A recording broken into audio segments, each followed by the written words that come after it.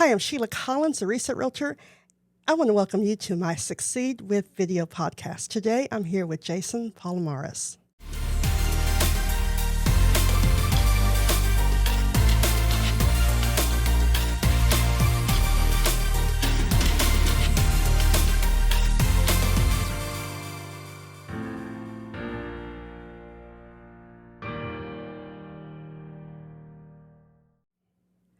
Jason, thank you for being my guest on my podcast.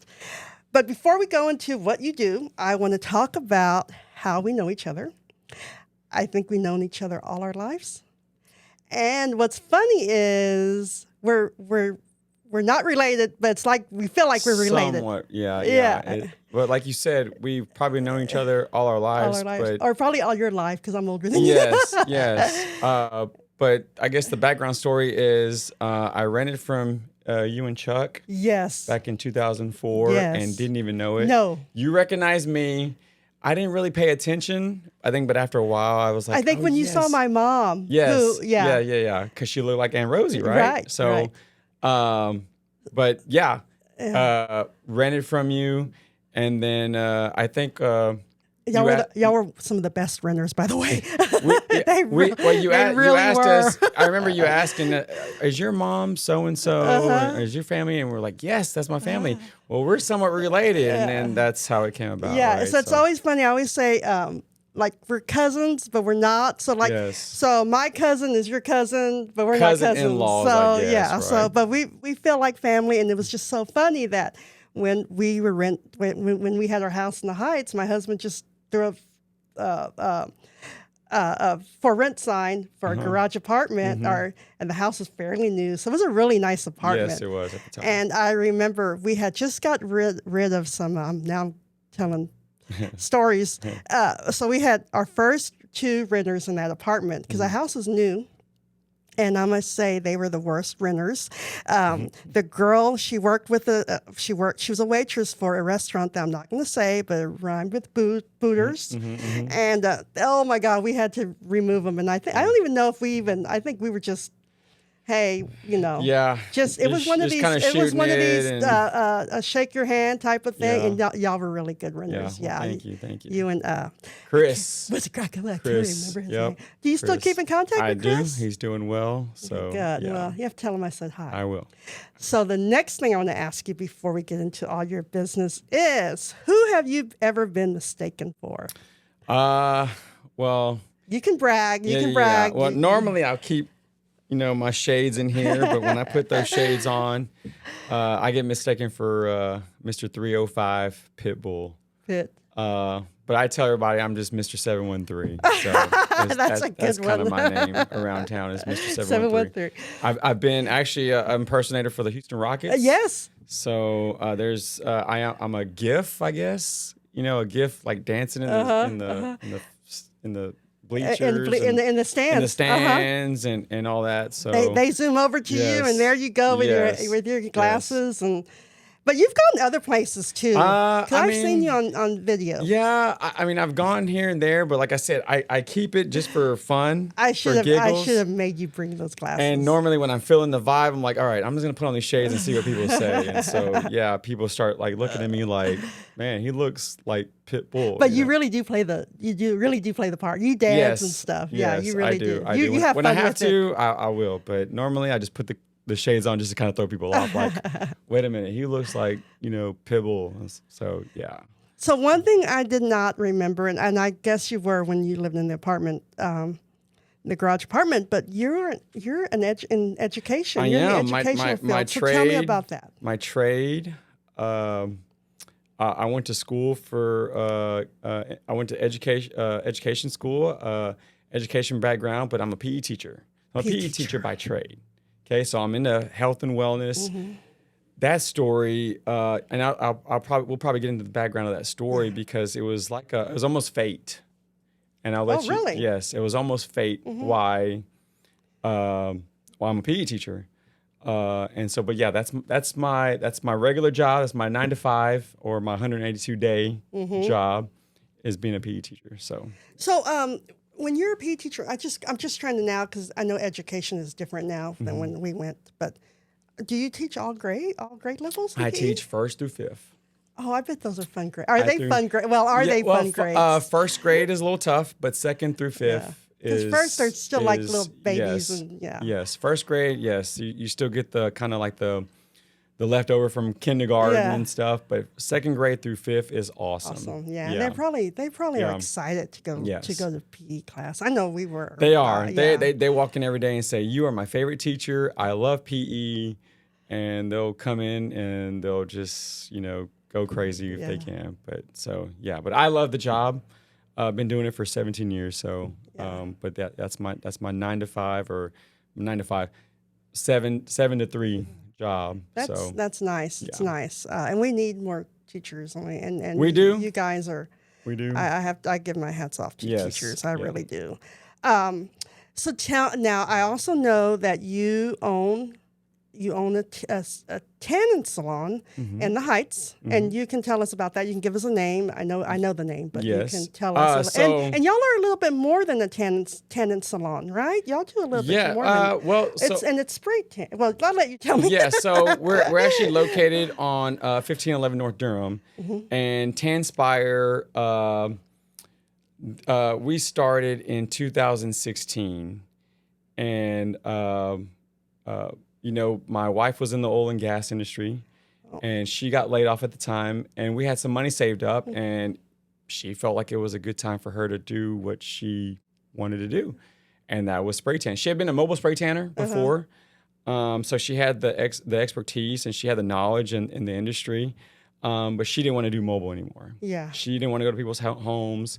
She wanted a brick and mortar and for people to come to her, and so.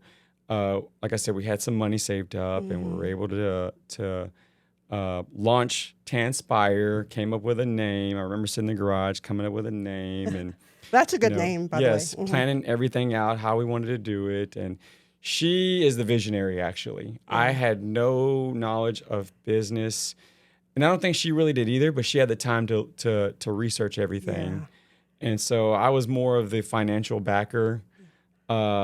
And so we're located off of 1511 North Durham, and we offer custom spray tanning. So it's not just the tanning bed. It's not the tanning bed. Do y'all even have tanning beds? We don't have tanning beds. So it's spray. Yeah, and I think that's what people spray. Want. Yeah. People go in, and it's almost it's like getting a pedicure on your skin. I say, people go in, they want, I want a 6-pack, or I want abs, or I want this. And, oh my gosh! And so really? she contours that. Yeah. And so. We've been doing that. We were at one location. We outgrew that location, and we moved to a bigger location that was just down the road. And so, memberships have been going up, and people love to come in and get spray tan. That's amazing, and good for you, because I know that a lot of brick and mortar companies, they, especially through the pandemic, they And in Houston, because there's so much competition, and the Heights, especially nowadays, there's just, the Heights has started booming when we were, I grew up there in that area, but it's just a lot of competition, but that's the place to be, so good for you guys, congratulations. And, you say she's a visionary, but, every visionary that we need, I feel like I'm a little bit of a visionary too, but you need that support. Yes. And you are definitely that. It sounds like you weren't the husband that says, "Oh no." It sounds like you were.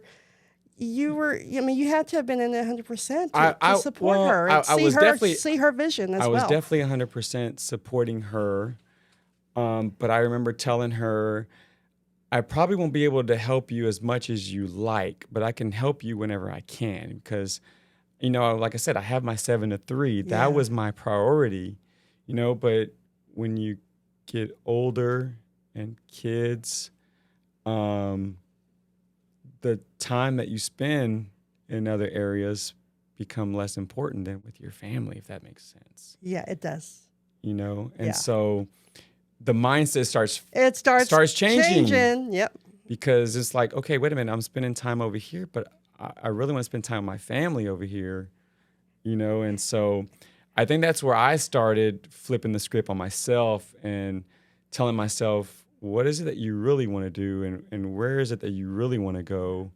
and where is it that you really want to be? Yeah. Okay. Well, now that you've said that, so you tell me, because there's two things I want to get in and I want to talk to you about. One thing is, I want you to talk about where you want to be, because you're doing something for yourself, and you can share with us what you do. I know, but you can share with the audience. By trade, I am a PE teacher, health and wellness. Right. And I said I think it was by fate. Never really knew why I wanted to be a PE teacher. Honestly, I wanted to be in the sports space of some aspect, but didn't really know what. And I think Pitbull was taken. Yeah, so, Pitbull was taken, been there, done that. But I think in some capacity, I want to be in the sports environment. And I think being a PE teacher was the closest thing at the time that I could, with the education background and education classes. So I became a PE teacher, and I've been doing it for 17 years. I mean, just like that, and I love it. I'm going to continue to do it, for as long as I can. And then, with TanSpire starting and growing, and that was kind of like my wife's baby, right? Yeah. That was like her thing. And so I never did really think that I needed my own thing. And like I'm going to go back to the faith part. Yeah. My grandfather, right? Mm-hmm.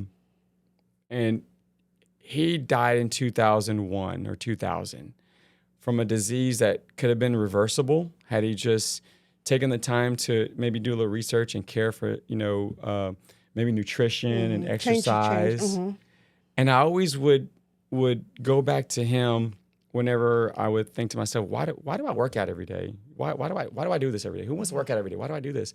But I always think about him because he was more like the first. He was the first person who died in our immediate family, right? And then it was devastating to us. At 59 years old, okay, my grandfather, and let's bring back to now. I'm a grandfather now. And in 17 years, I will be 59. And I can't see myself leaving that early. Yeah, so that's young. Yeah. I think that's I think that's where the PE teacher and his deal, they coexist with each other. I think that's why I'm a PE teacher, because of him. Keeps me healthy, keeps me moving, keeps me active. Yeah. You have to be with the kids. Yes. I mean, there's a lot of energy there. And that's why I enjoy it. And I'm active on my own because of that. And so with TanSpire, that's my wife's baby, right? And so I always felt like, man, she's got her own thing going on. I want to do something, but I just don't really know what, Well, opportunity came along from a college buddy that I played baseball with. And it was just really kind of an accident almost, I've always been intrigued on CBD, What is CBD? What does this thing do? How can this thing help?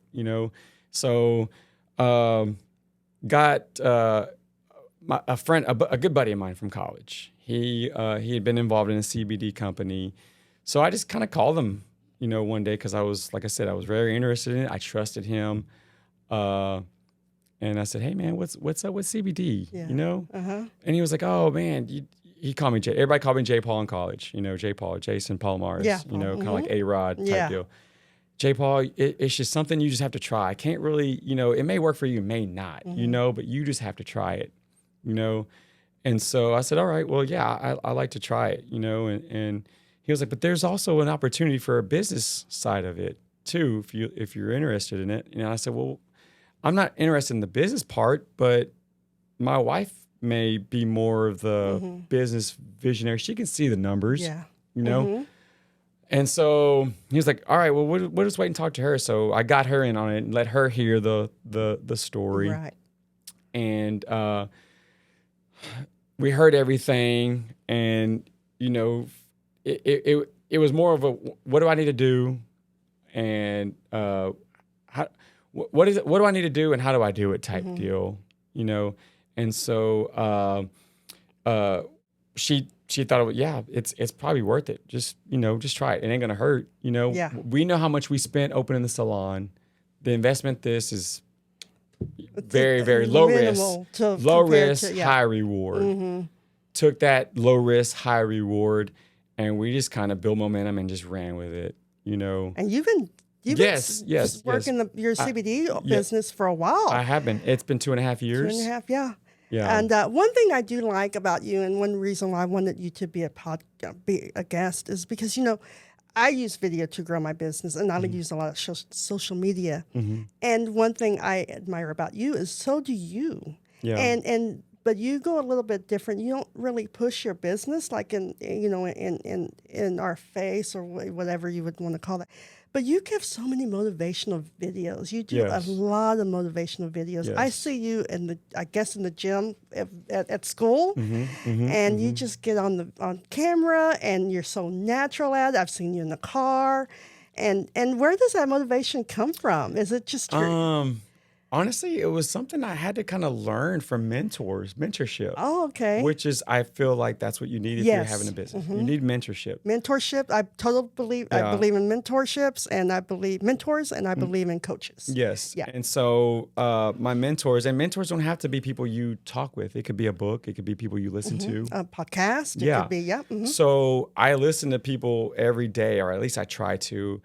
But my closest mentors, they always tell me all the time that, social media is your billboard. That's your billboard.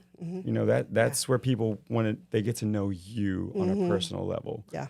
And so I think it just it's a reflection of me, family, health, what my business is, without totally spilling the beans, but people reaching out. Yeah, I totally agree. Yeah. And people, when you're on video and when you come on video with that you want to help. You're not there to sell, but you're there to help. You're there to motivate. You're there to give tips. Like, I do my Tuesday tips. And that's why I started doing video was I didn't want to be that realtor who sold. I wanted to be someone who was gonna help you, to guide you, to give you these tips.